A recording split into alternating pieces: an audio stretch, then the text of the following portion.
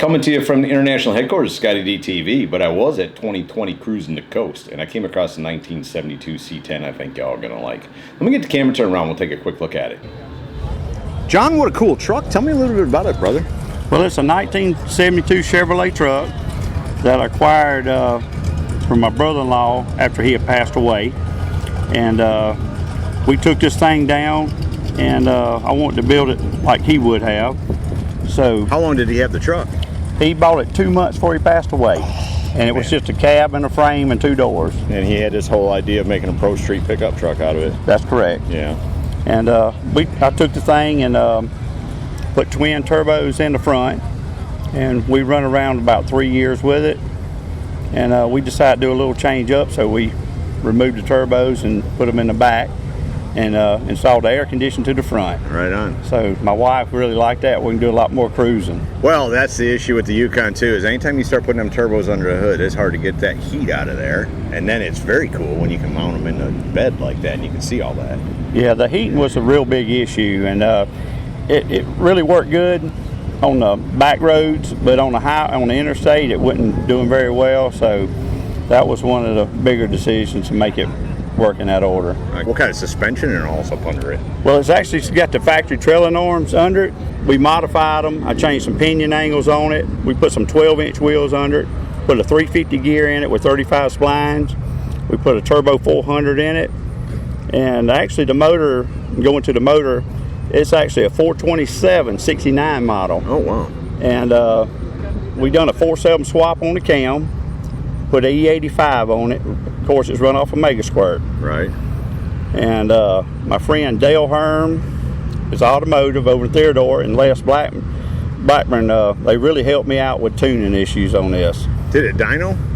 No, I hadn't dyno. We just ride around and tune. Right, and street tune it. Yes, we street tune, never put on a dyno, but we go to the track with it. It runs some mid to upper fives at 120 mile an hour and 8. Right, you ever had it in a quarter? No. It's a turbo, so it would seem it would do better on the quarter than it would do on the 8. Oh, most definitely. We've done some late night tunes on it. Right. 2 or 3 in the morning. Right, down Main Street.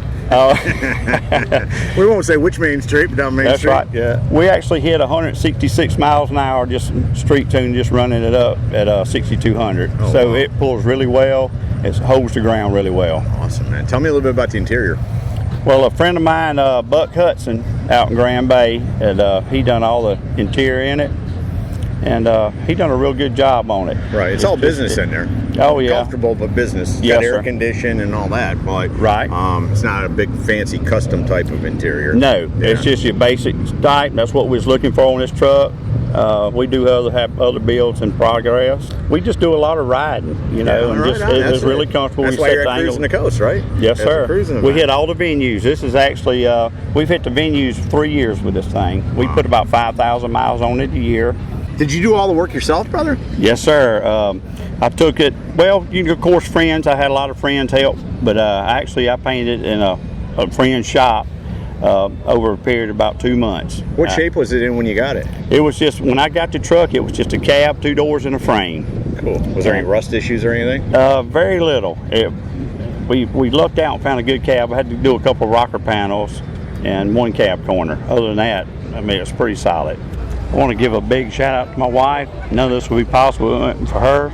And believe it or not, her hands had a lot of work on this truck as well, as far as the molding work and other things. She was out in the garage helping every day, just like That's anybody correct. else. I give it to her. She really helped me. It's got I don't know if I mentioned it does have a turbo 400 with a trans brake in it and a bump box.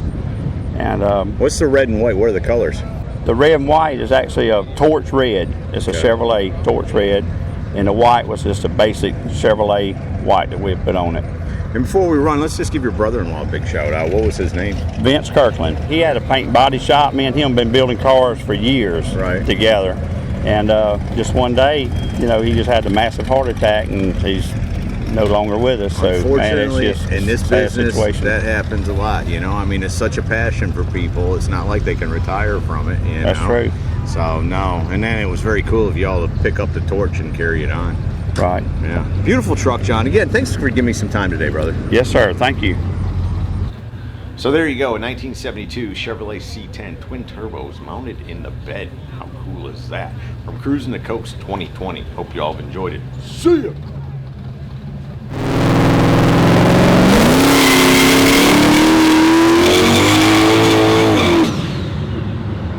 Hey y'all, make sure you subscribe to this channel and visit ScottieDTV.com for an easy way to search the hundreds of videos I have posted. Either click the link in the description or the one at the end of this video.